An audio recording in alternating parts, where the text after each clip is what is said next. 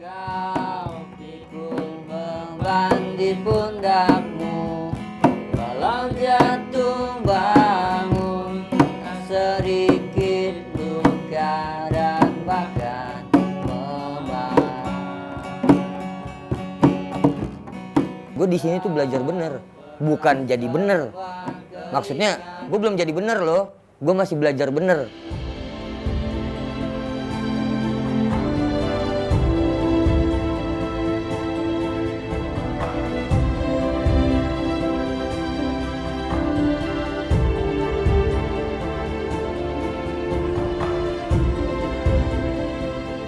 Baru dapat jawaban setelah di sini gitu.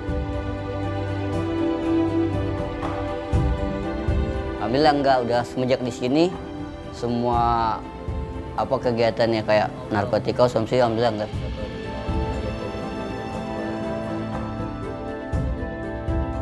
Apakah serta-merta menghilangkan pangnya?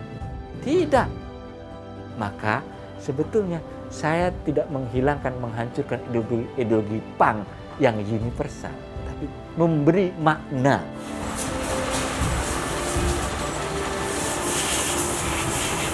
Yang lebih wise terhadap persoalan yang real, yang aktual, yang ada di zaman. Di mana nilai-nilai pang yang universal itu sejalan dengan nilai-nilai Islam. Persoalannya adalah bagaimana memahami.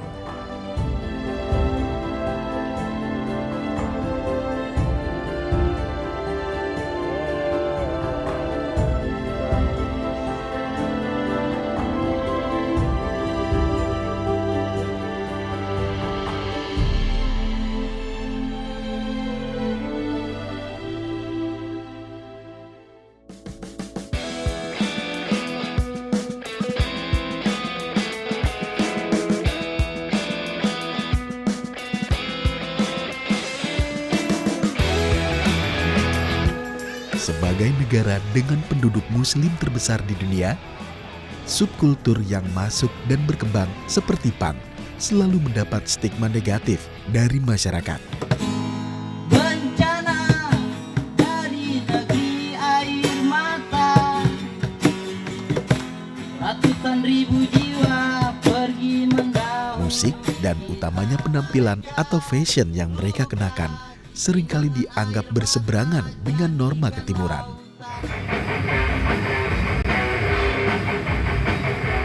Wajah punk di mata sebagian masyarakat Indonesia kerap disematkan pada label begundal, liar, dan dekat dengan barang-barang terlarang. Dalam kondisi seperti itu, lensa negatif kerap menjadi sorotan utama bila menyoal punk. Udah hatam makan hinaan omongan orang itu, kita udah hatam. Kita orang udah jadi hal biasa gitu. Dihina orang, digimanain orang, sudah jadi makanan kita sehari-hari. Justru itu kita masih bertahan. Tapi kalau memang masyarakat atau mereka yang mandangnya sebelah mata atau udah tutup mata sama sekali ya, bukan sebelah mata lagi, udah tutup mata ngelihat kita atau kelakuan kita, arahkanlah, bukan dijudge atau digimanakan. Kalau nggak suka mereka di jalan kayak gimana ya kan, tapi mereka butuh kehidupan.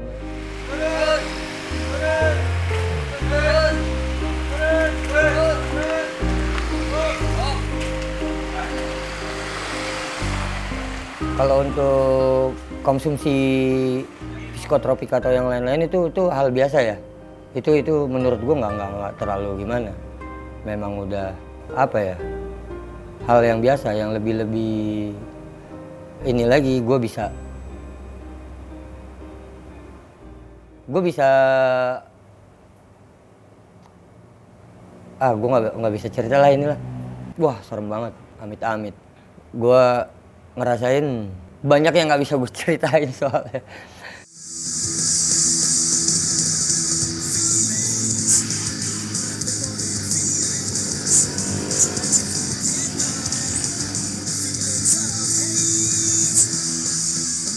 Kalau separah-separahnya paling pernah hampir overdosis.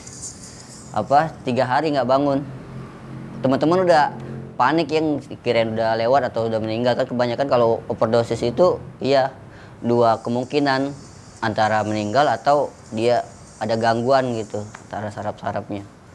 Yang paling parah sih itu aniline pil distro itu hampir sekitar 300 butir. Itu bertahap, nggak langsung sekaligus, maksudnya berapa 30 gitu. Dalam satu hari? Iya 1 hari, tapi nggak bangunnya 3 hari. Karena apa, udah berlebihan dosisnya tadi.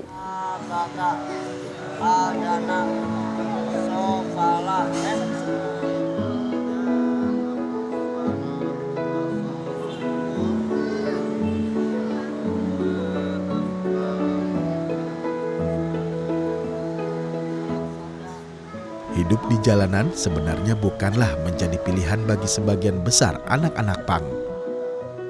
Namun, kondisi lingkungan yang membuat mereka pada akhirnya mau tak mau menyerah pada keadaan.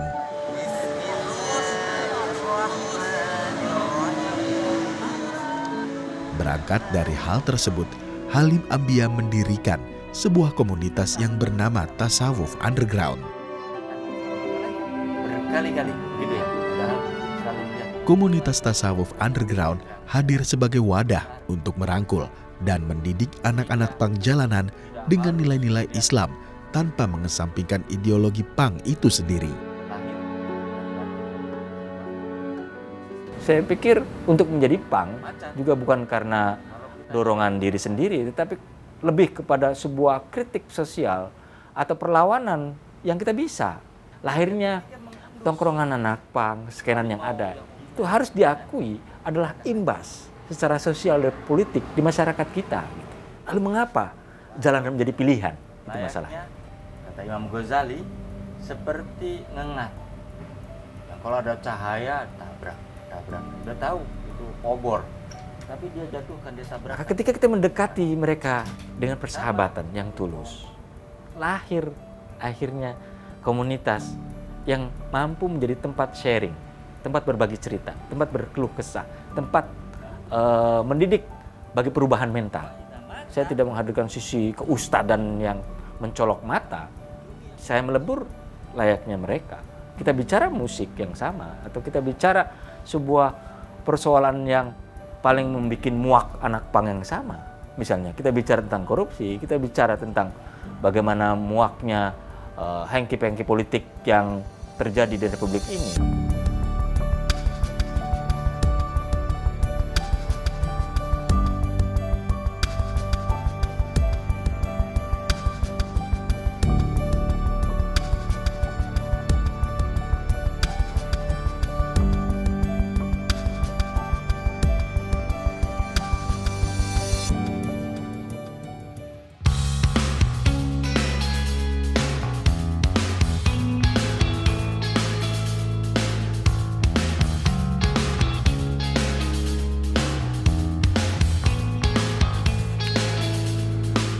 Triana Anugrah Permana atau kerap disapa Pongki merupakan satu dari banyaknya anak pang jalanan yang kerap dicap sebagai salah satu masalah sosial. Pongki menyadari betul cap begundal yang melekat menjadi problema tersendiri.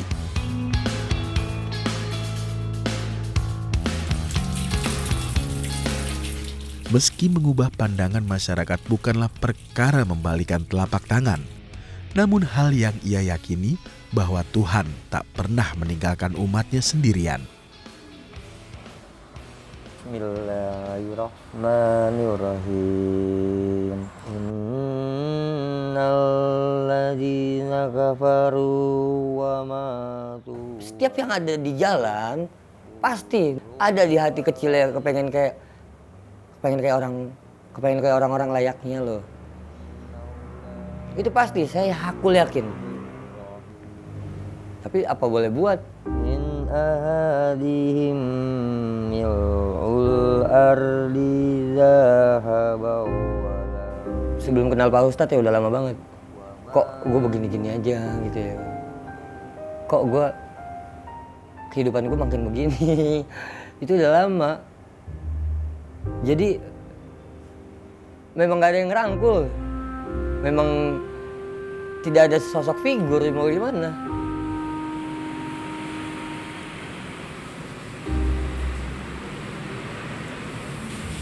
Jadi kalau nggak ada niat kayak gimana sulit, nggak gampang bang, nggak gampang gue ninggalin kayak gitu-gituan. Saya percaya kalau iman itu naik turun, kadang naik, kadang turun, kadang stabil. Saya percaya kok. Sehebat-hebatnya saya istiqomah, semakin mantap banget godaannya. Semakin dipermudah banget godaannya. Enggak gampang. Banyak yang udah gue lalui. Ya gue nggak bisa cerita terlalu dalam. Kalau kesalahan dan kesalahan ulang berusaha mempertanyakan memperselisihkan tentang hasil. Gue dapet dari beliau sesosok ayah. Terus gue juga dapet dari beliau. Gue nggak pernah belajar guru sekolah apa sih ngajarin doang kasih nilai. Bukan gimanain tentang guru ya enggak. Tapi ya gue emang nggak punya guru, nggak punya gimana. Tapi gue dapet di sini gue punya guru. Gue dapet di sini gue punya sesosok ayah gitu. Itu yang gue dapet. Beliau hebatnya bisa memainkan peran sedang menjadi siapa nih.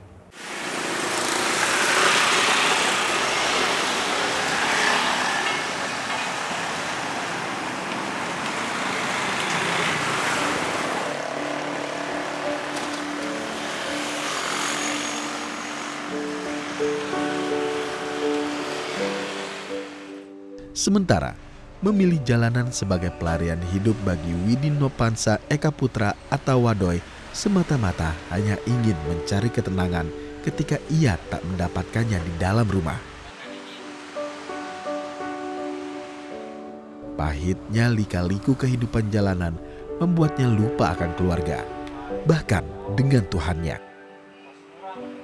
Karena saya dulu memang tidak menemukan sosok seorang ayah dalam kehidupan saya gitu. Ayah itu sebagai musuh bagi saya. Karena sering melihat suatu tragedi atau kejadian yang tidak enak gitu.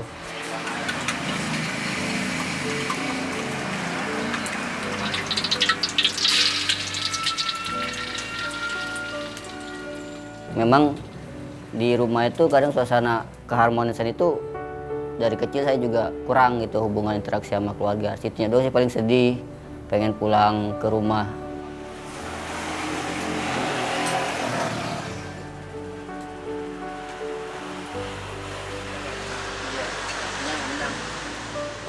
Ini sekarang saya udah mulai berinteraksi lagi terutama ke orang tua, ke bapak gitu.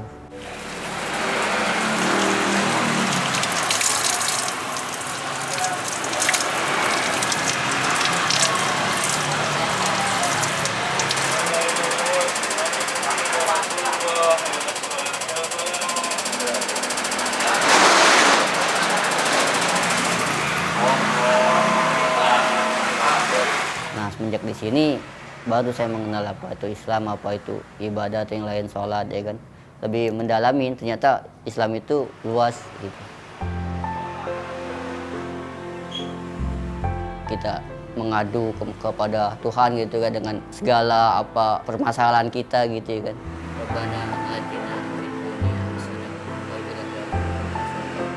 Ya kalau sekarang sih ya berbuat ini aja sih yang lebih baik aja. Jadi waktu yang saya punya sekarang atau untuk kedepannya buat berbuat yang lebih hal-hal yang lebih bermanfaat lah gitu. Pengen memanfaatkan waktu ya semaksimal mungkin untuk kebaikan gitu. 3 tahun yang lalu saya berpikiran kalau agama terlalu melangit, tidak down to earth, itu juga menjadikan agama berjarak. Agama terlalu tinggi, agama terlalu mengawang-awang, agama sesuatu yang tak terjangkau. Sejak berdiri tahun 2012, lika-liku mewarnai setiap langkah seorang Halim Ambia dalam perjalanan mendidik anak-anak pang jalanan di komunitas tasawuf underground. Orang mau mendekat dan mengenal Tuhan itu kan dengan 2 cara. Mereka yang datang dan pergi menjadi pemandangan yang biasa baginya. Namun dengan tekad yang kuat, ia mampu membuktikan bahwa apa yang ia lakukan selama ini tak ada yang sia-sia. Selama ini mereka mungkin melihat orang sholat, melihat masjid, mendengar azan. Mengapa tidak tertarik untuk sholat? Karena dia tidak menemukan atau tidak pernah merasakan bagaimana nikmatnya sholat. Tapi kalau ketika di sini saat rehabilitasi sudah mulai dimandikan, sudah mulai tahu hadas kecil, hadas besar, sudah tahu bagaimana manusia harus rutin menjaga kebersihannya, lalu diajak menikmati nikmatnya sholat sebagai ibadah, menghadap Allah. Pelan-pelan ada kesadaran mental yang berbeda. Jadi melalui nikmatnya kedamaian dalam sholat, melalui nikmatnya pengaduan kita, komunikasi ruhani yang sangat pribadi, yang sangat intens dalam sholat yang kita lakukan, akan tumbuh kesadaran baru. Lalu kita jadi ini anak, kita didik sampai bisa kuliah. Itu kan nilai inspirasinya tinggi sekali. Kita tetap punya ideologi punk. Ketika kita bisa kuliah, kita bisa belajar agama, kita bisa ikut sholat dan zikir layaknya masyarakat umum, kita tetap bisa punya ideologi kebebasan, juga punya ideologi berdikari, mandiri, do it yourself. Tetapi ideologi punk yang semacam ini kan nilai-nilai ideologi punk yang inline, yang sejalan, yang tidak bertentangan dengan ideologi Islam, yang tidak bertentangan dengan tasawuf. Maka inilah mengapa saya melihat ketertarikan ini. Ya, awalnya ini bukan bayi, awalnya tanah. Tanah, proses ya. Dibentuk dulu dari tanah. Bagi saya itu pun perubahan yang tidak bisa kita anggap remeh. Saya melihat ketertarikan di dunia itu yang selama ini tidak dilakukan oleh juru dakwah. Selama itu mereka hanya melakukan stigma, tapi tidak merangkul. Padahal dakwah itu untuk merangkul. Dakwah itu untuk memberi pencerahan.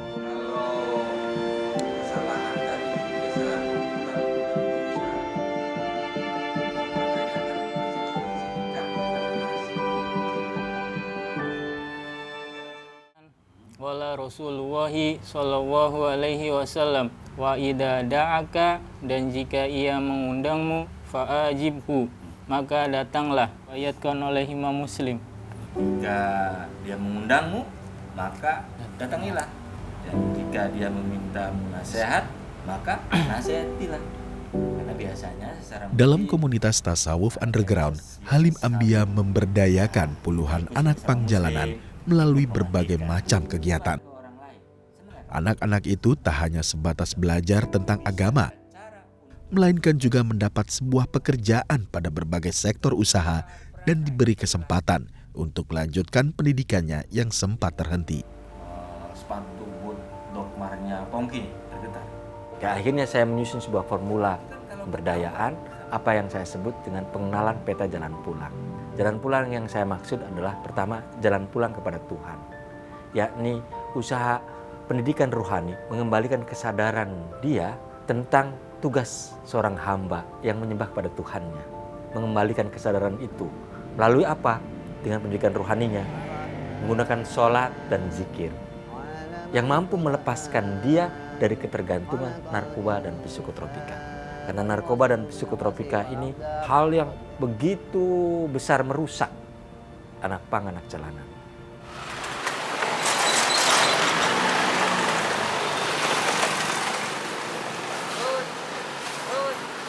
Ya oke. Lalu yang kedua, dengan pemberdayaan, apa yang saya sebut di awal, yaitu pengenalan peta jalan pulang kepada keluarga.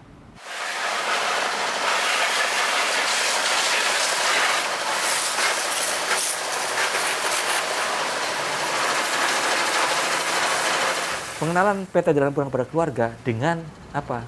Pendidikan kewirausahaan, dengan soft skill, dengan pendidikan yang mampu membuat mereka juga menemukan solusi bagi hidupnya.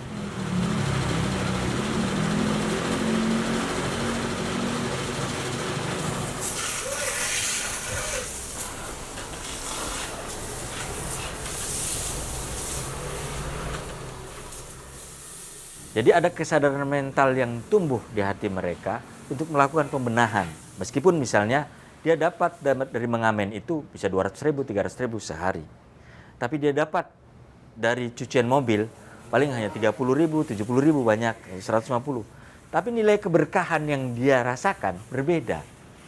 Jadi ada nilai yang mungkin tidak bisa diukur oleh uang. Ada kesadaran mental yang tumbuh sebagai manusia baru melihat persoalan.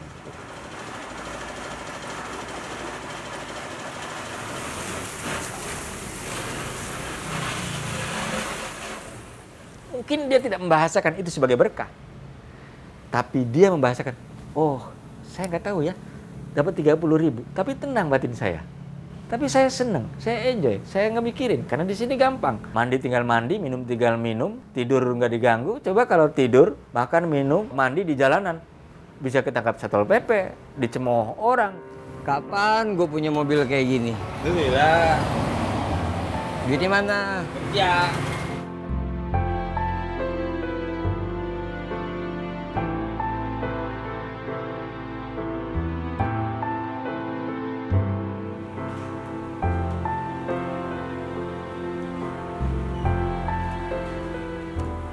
Perjuangan untuk bisa terlepas dari ketergantungan hidup di jalanan bagi puluhan anak-anak yang tergabung di komunitas tasawuf underground kini secara perlahan mulai hilang.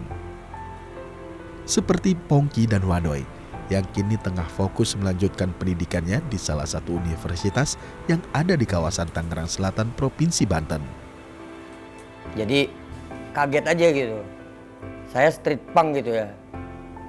Punk yang ada di jalanan. Tapi bisa duduk di bangku universitas. Itu ya bersyukur alhamdulillah banget bisa ngerasain kuliah seperti apa. Bisa belajar langsung dengan dosen.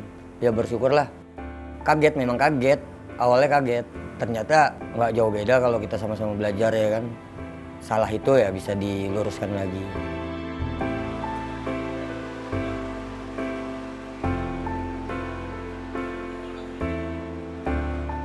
Baru saya sesali pas sejak di sini bahwa pendidikan itu penting.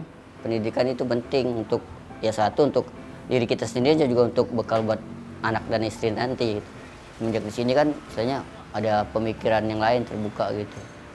Gimana nanti kalau anak istri saya nggak buta agama atau saya nggak berwawasan gitu kan. Jadi saya merasa di sini buat saya kedepannya juga gitu untuk dari ilmu agamanya juga gitu untuk sementara zaman kan sekarang udah semakin canggih. Jadi buat menambah ini saya juga, wawasan saya juga gitu.